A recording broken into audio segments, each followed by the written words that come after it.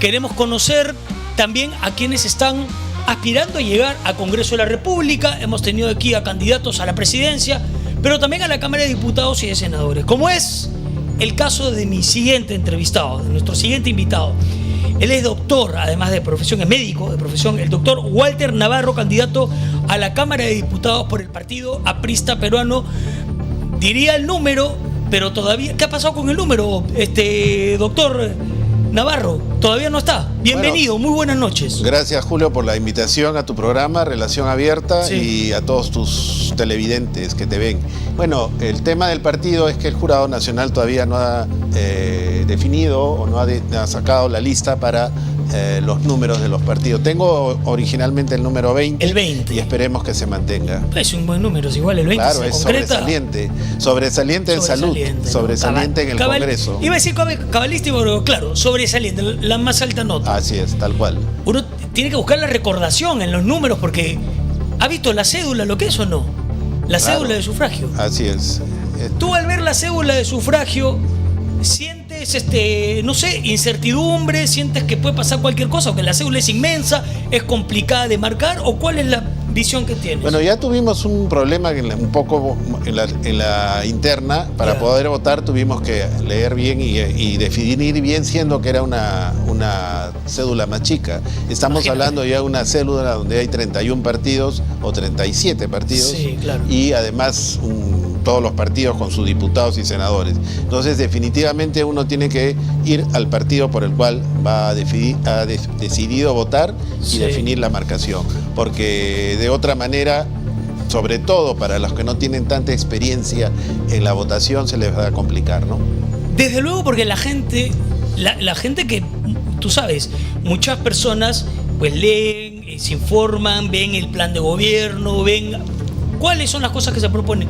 Pero hay también otras personas que eligen en la cola del local de sufragio, que tienen esto que ha denominado los procesos electorales, pero no desde ahora, desde hace décadas atrás, que es el voto emocional o pasional. Pero ¿cómo ejercer un voto siquiera pasional o emocional con tantos cuadrados, tantos nombres, tantos partidos, diputados de acá, senadores del otro lado?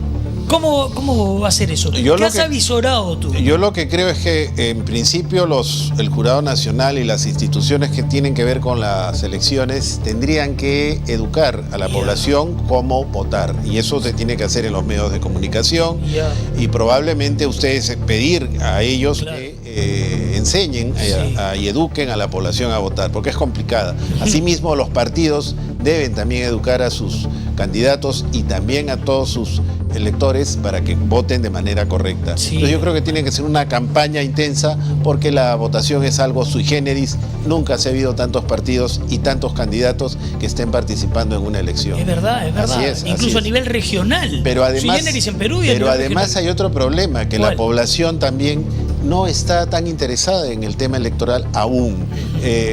Tú lo decías, ¿no? Que la gente decide a veces hasta en la cola por quién votar. Entonces yo creo que hay que incentivar a la población a que la política sea parte de su vida y que puedan decidir bien. Porque finalmente, cuando deciden mal los políticos, vemos lo que está pasando en el Congreso y en la política. Y ahí vamos a ir. Malos congresistas y malos políticos en el Ejecutivo. ¿Tú crees que todos los congresistas que están ahora son malos? No. Yo no puedo generalizar hay jamás. Excepciones. No se debe generalizar jamás. Pero te lo pregunto porque muchos de ellos van a la reelección. Yo creo que hay como todo gente capaz dentro del Congreso.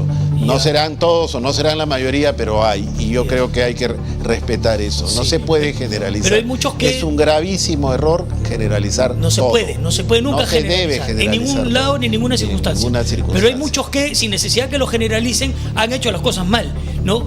Han estado más en otro tipo de actividades ajenas a legislar concretamente, ¿no? O muchos no tenían ni idea bien qué era legislar, pero de alguna manera estaban ahí y van a la reelección, ¿no? Van a la reelección. Entonces hay mucha gente que ante esto dice: queremos gente nueva. Yo creo que eso favorece más bien a los candidatos que son nuevos o que por primera vez están en una contienda ¿Qué es el caso tuyo? ¿O ya has postulado antes en algún momento? No. Es la primera vez que postulo. Si bien es cierto, tengo experiencia en el aparato estatal, en el aparato público. He sido asesor de 2 ministros de salud, he estado también de asesor de la Comisión de Salud del Congreso de la República. Así que conozco lo que es el manejo y cómo se maneja. ¿En qué periodos fuiste asesor del ministro de Salud? En el año 2018 y el 2020, y en el Congreso estuve en el 2023, 2024. 18, o sea, ese ya no es PPK. ¿O sí? Con el doctor Abel Salinas, como ministro de Salud. De Pedro Pablo Kuczynski. Exactamente. Y en 2021, en la época de la pandemia. 21. Exactamente. Eso fue con Vizcarra. ¿O no? Pedro Castillo. No, fue con Vizcarra. ¿Con Vizcarra todavía? Así es, fue con Vizcarra. 20 en el 20. Bueno, claro. Al final. Han sido tan pegaditos, ¿no? Uno tras otro, que hay que ser milimétricos. Ok, con Vizcarra, con Martín Vizcarra. Y al respecto, lo que decías es cierto. Si la población evalúa bien a los candidatos, definitivamente creo que va a votar por gente nueva para renovar la política, que además, ¿por qué nos presentamos? Es para eso, para adecentar la política y sobre todo para renovar, pero con experiencia. Por eso explicaba y comentaba que yo ya he estado en el aparato estatal. Yo trabajo además en un hospital público, el Hospital Loaiza, que es el hospital emblemático del Ministerio de Salud, y en el cual vemos muchos pacientes. Yo he estado en eventos como el desastre de Mesa Redonda, porque mi especialidad es cirugía plástica y quemados. Me llevó a ver a todos esos pacientes que tuvieron la desgracia, y a los familiares y a los que tuvieron en el 2001 de Mesa Redonda. Y fue una experiencia, fue terrible, pero fue grata, porque pudimos poner nuestra experiencia a disposición de la población con muy buenos resultados. Con muy buenos resultados. O sea, fue una catástrofe. Fue una catástrofe, pero de la cual no hemos aprendido gran cosa. Porque en ese momento, si hubiera alguna otra, un desastre como este, Lima, a pesar de esto, no se ha construido un centro de quemados, una unidad de quemados para adultos, como lo hemos solicitado. Han pasado más de 20 años y hasta ahora no hay una unidad de quemados en el Loaiza, siendo mi hospital referente nacional de quemaduras. Ok, tú, por lo que además entiendo, el norte que tienes tú en tu candidatura es estrictamente, seguramente hay otros temas, pero el tema salud.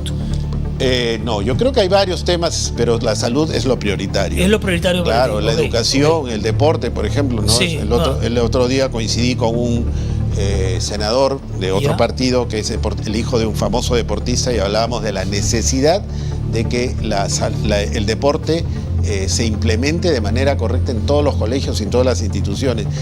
Y que tiene que ver con el problema de los niños que cada vez hacen menos deporte, porque están con las redes sociales. Y el celular, así es, ¿no? Y se ha demostrado que cada vez más van a haber enfermedades crónicas, la OMS lo ha dicho, producto de no hacer ejercicio. Es verdad, porque es el sedentarismo. La salud es todo un tema, es transversal. Yo siempre digo, si no hay salud, no hay nada. Entonces es la base de todo. Entonces tenemos que tener una salud de primer nivel. Es la columna vertebral de todo. Nos debemos, como ciudadanos, como país que queremos entrar a la OCDE, nos debemos una salud digna y de calidad para todos.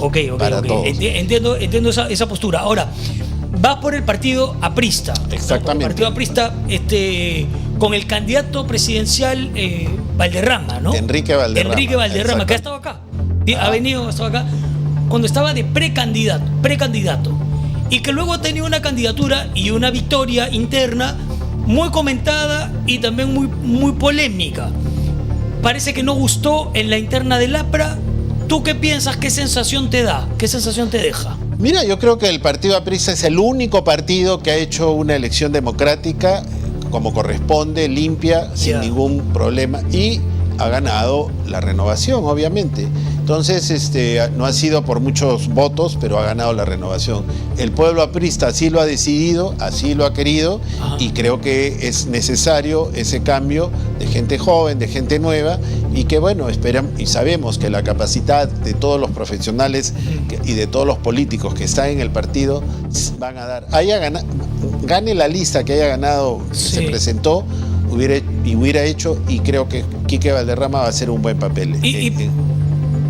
Claro, yo me acuerdo en esa parte de la campaña al inicio que eran los precandidatos y todos los candidatos que eran del APRA, que vinieron acá, decían lo mismo, ¿no? Oye, es saludable, que es el único partido con tantas listas, y es verdad, es cierto.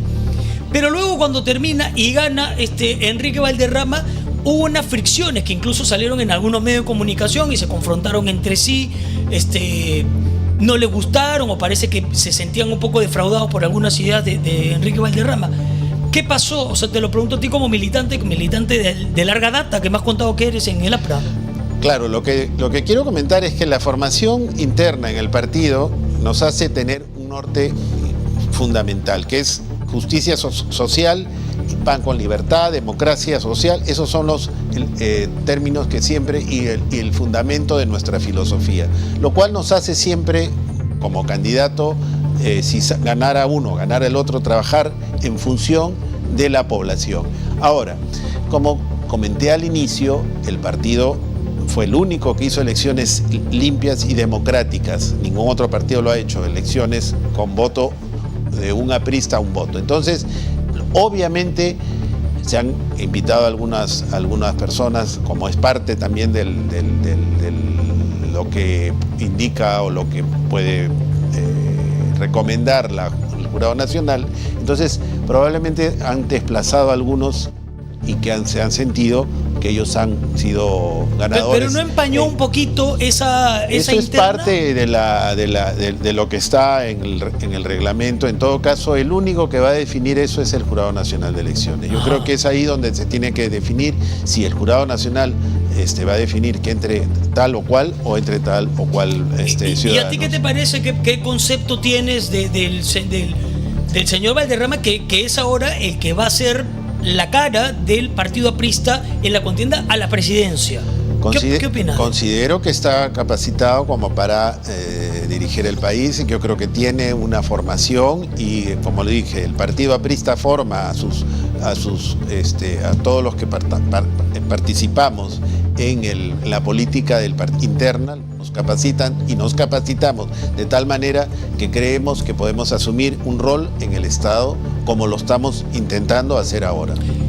Que haya relegado por muy pocos votos, no hay que decir las cosas tal cual también, porque ganó en una final de fotografía casi, ¿no? Pero finalmente ganó y dejó atrás a otros políticos también de larga data en el partido aprista peruano, ¿no? Que uno pensaría tal vez ellos iban a ganar. Esto, que él gane siendo una figura relativamente nueva, desconocida para la gente que no es del APRA, ¿es un mensaje, crees, de la misma interna del partido aprista? Yo creo que es un mensaje para todos, para todo el país. El país, por eso, cuando preguntabas que la ciudadanía, ¿a quién le va a dar el voto? Pensamos que a gente nueva, gente que no ha estado activando en la política actualmente, y creo que va a haber esa reforma, esa renovación de candidatos y de diputados y de senadores, justamente para eso, ¿no? Para mejorar la calidad de la política. Vamos a leer, este es un programa interactivo también, vamos a leer algunos comentarios. ¿Qué nos dice la gente? Voten a conciencia, por favor, Anthony. Saludo para Anthony, que nos dice: voten a conciencia, la juventud es la voz. Hay muchos jóvenes que votarán por primera vez. Hay que enseñarles cómo fueron los candidatos anteriores. ¿Qué opinas ante esto, que hace referencia a los chicos de la llamada y denominada generación Z? ¿Qué opinas tú? ¿Has visto la marcha, las noticias el año pasado? ¿Qué te deja? Yo creo que en los últimos años la política se ha deteriorado. Creo que desde el 2017 hacia adelante los gobiernos no han dado la talla. No nos olvidemos que en el segundo gobierno de Alan García, el desarrollo de la economía, la anemia, la construcción de hospitales fue tremendo. Si no hubieran construido esos hospitales, no sé cómo hubiéramos podido enfrentar a la pandemia. Entonces yo creo que se ha ido deteriorando la política en el país, los gobiernos se fueron deteriorando y los jóvenes fueron perdiendo esa capacidad y esa confianza en sus autoridades. Entonces yo creo que los jóvenes se han sentido frustrados y estas han sido las manifestaciones de los últimos años. Por eso digo, creo que ellos van a pedir y van a votar por una reforma y por un cambio de los candidatos que se están presentando y de las autoridades que van a tener. No nos olvidemos que van a votar alrededor de 7 millones de jóvenes Sí. hasta los 31 años, 30, Claro, 31 años. Que es un poco más de la generación Y Z. es claro, y esa es la población que creo que va a definir a quienes van a poner en el Congreso y a quienes en el Ejecutivo. Y era la gente que, como te decía, muchos dicen queremos rostros nuevos, queremos caras nuevas. No más de lo mismo. Ahí hay un choque porque los partidos tradicionales se ven afectados o como que le cae el guante cuando dicen no queremos los partidos de siempre, ¿no? Incluso hay un hashtag de por estos no y ponen varios partidos. El APRA, que es un partido con más de 100 años, ¿cómo ve este tipo de mensajes de justamente todo este bolsón de millones de personas que piden no lo mismo de siempre? Bueno, yo creo que lo que hablan ellos no es lo mismo de siempre en personas probablemente, pero Ok. en ideas, las ideas no van a cambiar y las ideas creo que son importantes. Ya se ha demostrado que el poner a gente, a los famosos outsiders, que no tienen gente y no tienen una política, una filosofía política correcta, nos ha llevado a enfrentar y a tener políticos de mala calidad. ¿No? En los últimos años creo que hemos tenido políticos y ejecutivo y legislativo de mala calidad. Entonces, el tener un partido, estoy insistiendo desde que estamos conversando, el tener un partido te da una formación política, te da una formación social, te da una formación filosófica, ideológica y de conocer el partido por dentro, la política por dentro, pero además el aparato del Estado, porque no es posible en estas circunstancias que estamos en crisis, lo digo, la situación de salud es caótica y espantosa. Sí. Entonces, lo primero que haremos si llegamos al poder es poner en emergencia la salud. Entonces, eso significa el primer nivel de atención, que es el nivel que va a atender el 80% de la población del país, tenemos que preocuparnos y justamente para eso se necesita experiencia y conocimiento. Sí. Entonces, gente joven podrá tener el conocimiento, pero no la experiencia. Ok, Por eso ok. creo que la renovación y el cambio tiene que ser con experiencia. Walter, con tú que eres médico, es tu día a día, estar en los pasillos de hospitales, uno de los hospitales más importantes como el Loaiza, por ejemplo, indica que la salud peruana está en emergencia. Totalmente. ¿O está en UCI ya? No sé. Yo creo que está en emergencia. Yo creo que está en UCI. Por eso, No, está en UCI, ¿no? por eso tenemos que tener. Mira el salud, cómo Ya. está, en qué situación. Sí, no. En una situación. Ha sido Terrible. declarado como la institución más corrupta del país, Epa, no tenés... según las opiniones de algunos medios de comunicación. Sí. Hace 2 semanas Expreso sacó 2 titulares al respecto de salud. Ok. Entonces, creemos que la salud es fundamental e inmediatamente ponerla en ¿Y emergencia. en qué aristas intuyes, tú que eres médico, estás también ahí, ingresa la corrupción a esa entidad? Bueno, yo creo que entra desde que los directores y ministros muchas veces colocan, y las instituciones colocan gente porque... O sea, la primera corrupción es cuando yo acepto un cargo y no estoy capacitado para Ajá. ejercerlo. Ok. Eso ya es una corrupción. Ya. No necesariamente el recibir plaza, sino que el hecho de aceptar un cargo al cual no me merezco estar porque no estoy capacitado, Sí. le estoy ofreciendo y estoy dañando a la población. Porque si yo no estoy capacitado, voy a afectar. Y si hablamos de salud, estamos hablando de enfermos, de no comprar equipos, etc. Claro. Pero además, el gran problema que existe ahora es de que la corrupción implica comprar equipos deteriorados o no comprar equipos, o dejar de comprar esto y gastar de pronto en propaganda o en viajes, etc. Entonces, se ve que en muchas de las instituciones ha entrado mucha gente para cubrir los cargos políticos, pero que no tienen la O sea, capacidad. hay cuota política. Exactamente. En el Ministerio de Salud hay muchísima gente que ha entrado, sobre todo en este gobierno, el gobierno fue el que gobernó en el Ministerio de Salud fue Acuña. Y Acuña metió a muchísima gente de su entorno que no estaba capacitado para dirigir el Ministerio de Salud. ¿Tú has traído ahí esos son documentos? No, son unos datos de alguna... ¿Quieres denunciar algo del sistema de salud peruano? No, yo lo único que digo es que estamos en crisis, y creemos que es necesario declarar en emergencia Sí. y tener planteamientos concretos. reforma a la salud, por ejemplo, se tiene que trabajar. Pero ¿cómo se da la reforma de la salud? A ver, por ejemplo, explícanos, tú que eres médico, estás ahí y quieres llegar al Palacio Legislativo de la República Peruana. ¿Cómo se hace una reestructuración de la salud? Tienes que trabajar con todos los... la salud tienes básicamente 3 a 4 subsistemas que trabajan con la mayor cantidad de la población. Tienes el MINSA, que es el sistema que trabaja el 80% de la población. Tienes salud, estamos hablando del 20%, el 15 al 20%. Y tienes la privada y las Fuerzas Armadas, que son los menos. Entonces lo que tienes que hacer es evaluar cómo mejorar, primero, con gestión, liderazgo, luego las brechas de construcción. Hay muchos hospitales que no se han terminado de construir y que están en procesos de litigio, entonces tienes que trabajar inmediatamente ahí.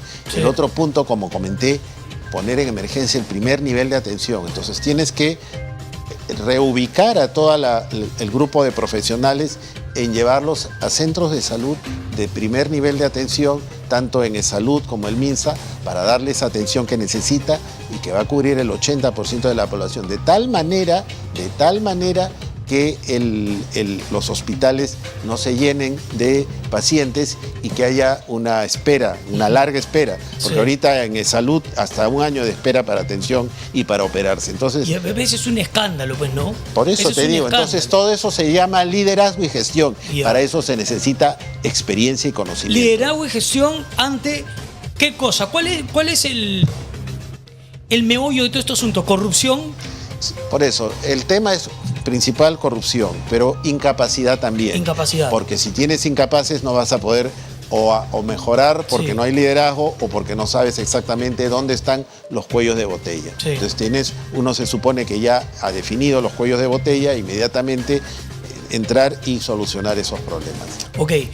Pero para eso necesitas gente capaz, porque solo tú, por más líder que seas y por más conocido, no lo puedes hacer. Por eso tener un partido con gente capaz es importante, porque al entrar a trabajar con todo un grupo de profesionales técnicos que conocen del problema, la solución va a ser mucho más corta y más rápida. Ahora, y eso que estábamos abordando como ejemplo, disculpando la redundancia, como ejemplo, nosocomios a hospitales grandes en Lima, porque si te vas al interior del país, la locura es aún más agudizada, con lugares rurales, por ejemplo, en donde no existe ni una posta médica, donde no existe nada.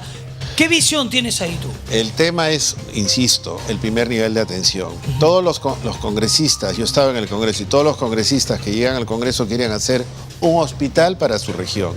Entonces, el hospital para la región está bien, pero no nos olvidemos que tú tienes el primer nivel de atención, segundo nivel de atención y el tercero. El primer nivel de atención es el que va a evaluar todas las patologías básicas, fundamentales, y eso implica atender al 80% de la población. Entonces, lo que tienes que trabajar es darle, como bien dijiste tú, postas médicas y centro de salud a todos los lugares, hasta lo más recóndito. Para eso tú tienes que formar, primero tienes a los serumistas que podrán ir ahí, y también tienes que formar médicos de familia o comunitarios que tienen que trabajar. Pero además hay que trabajar con las comunidades.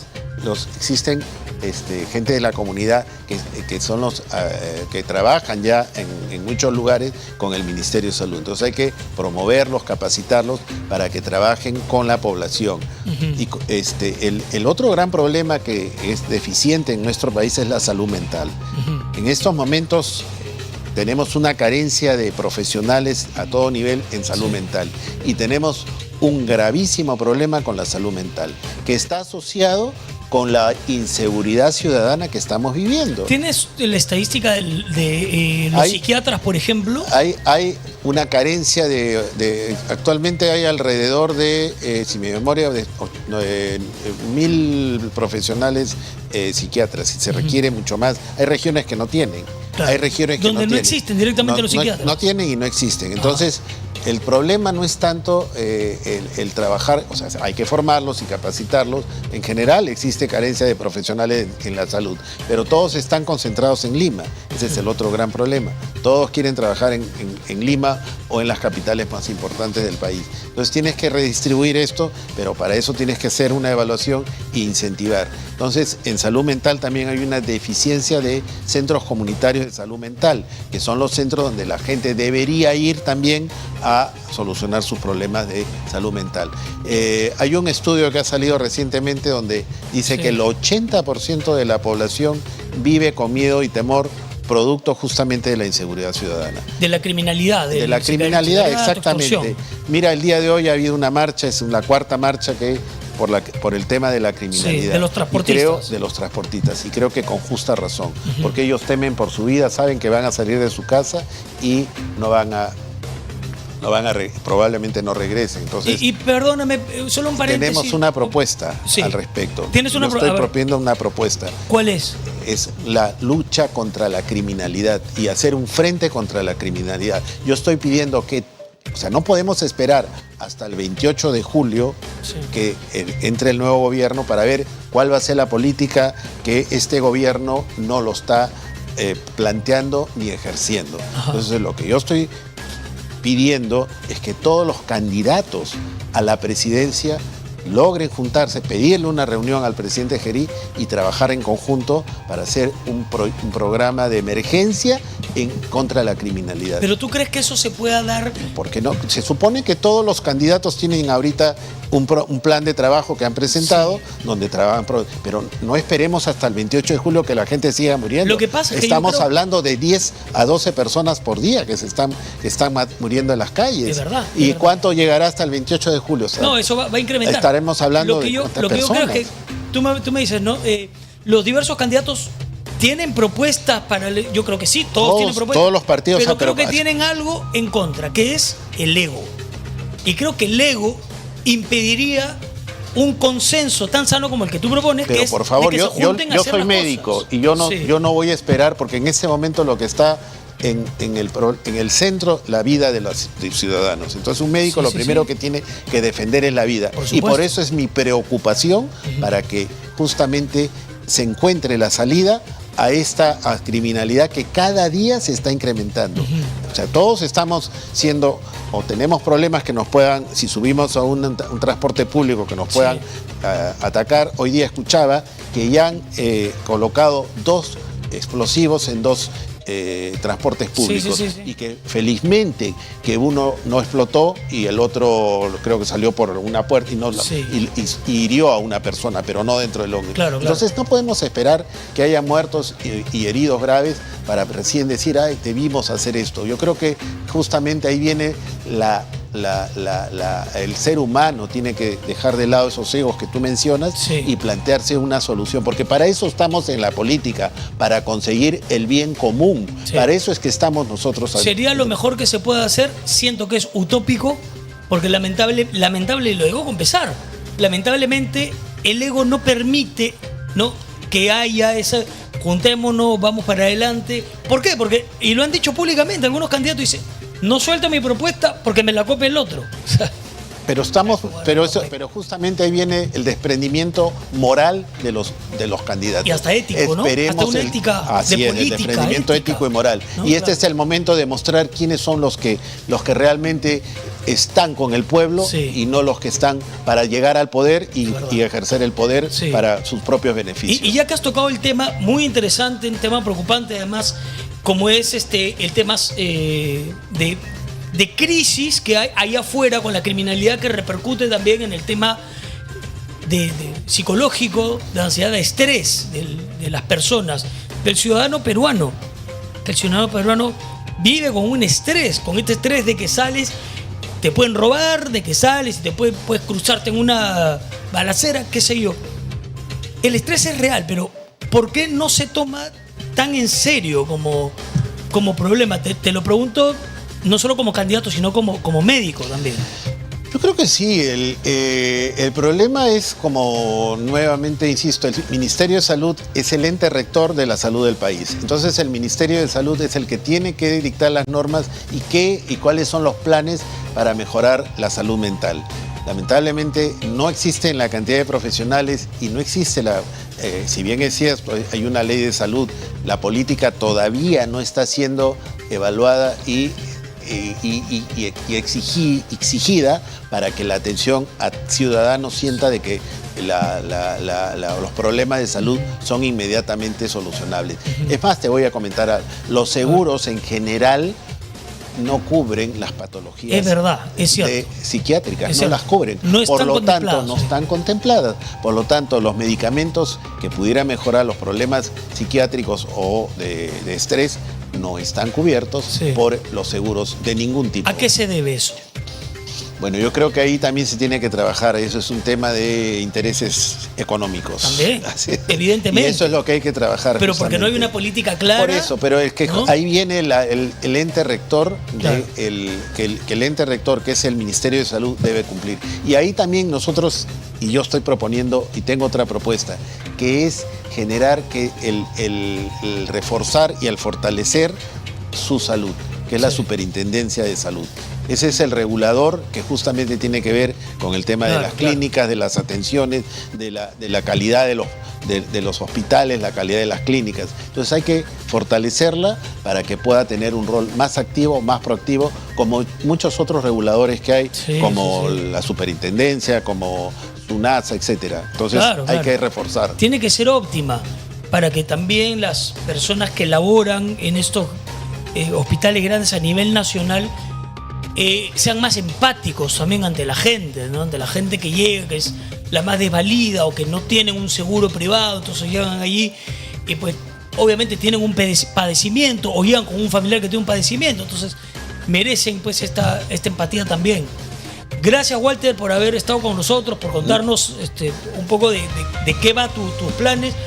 Perdón, solamente para terminar comentando que la propuesta nuestra es luchar por la salud de todos los peruanos. Esa es nuestra propuesta. Pero también quiero comentar que es fundamental vivir del lado de la tecnología. Y cuando yo digo vivir del lado de la tecnología, no es posible que todavía no tengamos un sistema integrado de salud digital en el país.